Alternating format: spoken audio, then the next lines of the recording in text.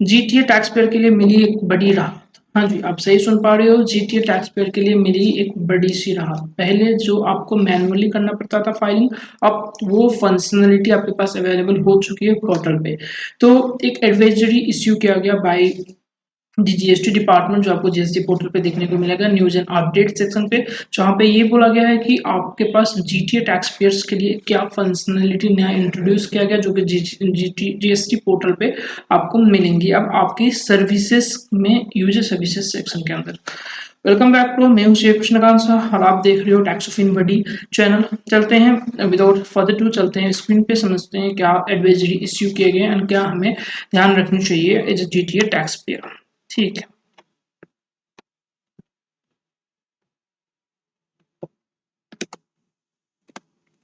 so advisory on functionalities made available on the portal for GTA taxpayers।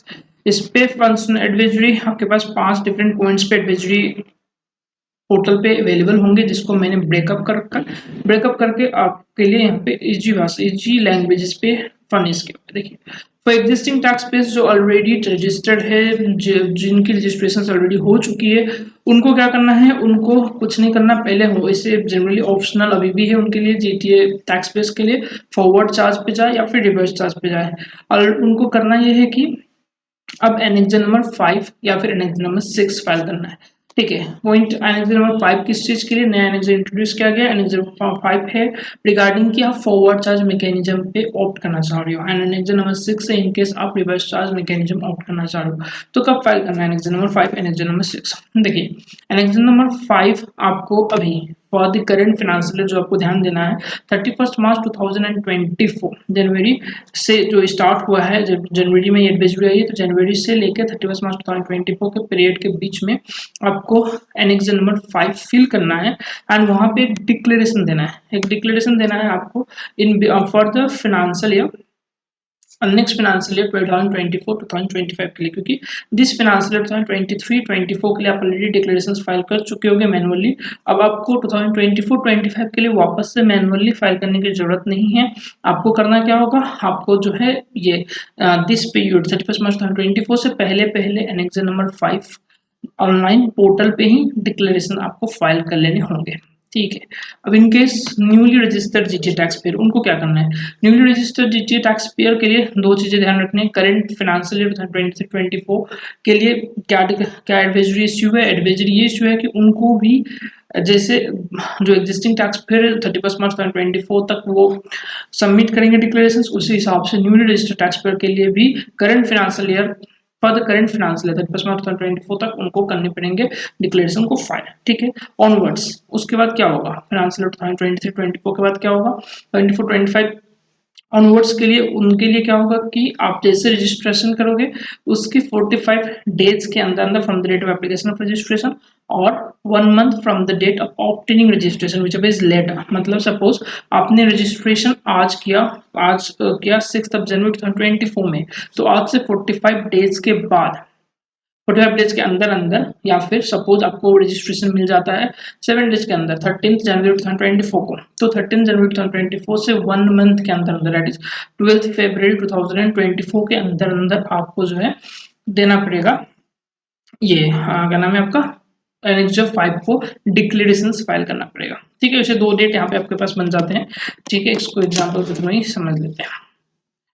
First date आपके पास बन रहा है 12 Feb 2024, आपको रजिस्ट्रेशन सपोज मैंने किया कि 13 जनवरी 2024 को मिल गया। ठीक है, ये जो है 1 मंथ के बाद जो ये वाली डेट बनता है, एंड आपने फाइल किया था आज का डेट में, तो 6 जनवरी 2024 से 45 डेज आप लेते हो, तो आपके पास ये आ जाता है अप्रोक्सीमेटली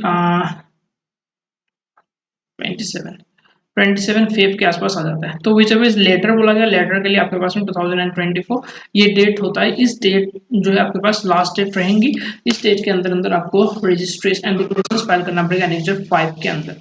ठीक है, ये डिक्लेरेशन जो है पोर्टल को कॉन्फ़िगर किया गया है अभी। अभी आप जैसे भी लॉगिन करोगे न्यूली रजिस्टर वाले, उनके लिए एक पॉपअप आता है कि आपको 45 डेज के अंदर अंदर ये जो है डिक्लेरेशन फाइल करनी पड़ेगी। ठीक है सर, ठीक है जी।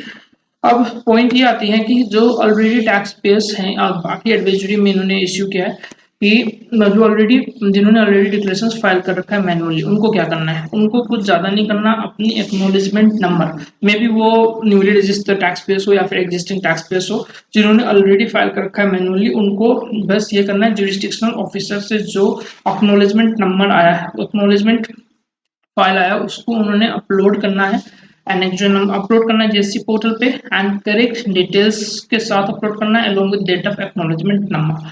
ठीक है, ये उनको अपलोड कर देना। अपलोड करने के बाद में जाके they are now required to upload their duly acknowledged legal copy for the annex number 5 from the portal. ठीक है, इसके बाद उनको करेक्ट पर्टिकुलर्स देना है। अब एक बार हमने सपोज ये क्वेश्चंस पे आ सकता है माइंड पे कि हमने मैनुअली फाइल किया था एनेक्स नंबर 5, ठीक है, अब जो डेट है हमारे पास में स्पेसिफाइड डेट फाइनेंशियल 2023-24 के अंदर हमने एक्नॉलेजमेंट भी फाइल कर लिया, क्या अब हमें आगे भी जाके ये सब्सिक्वेंटली फर्दर ईयर्स में फाइल करने पड़ेंगे?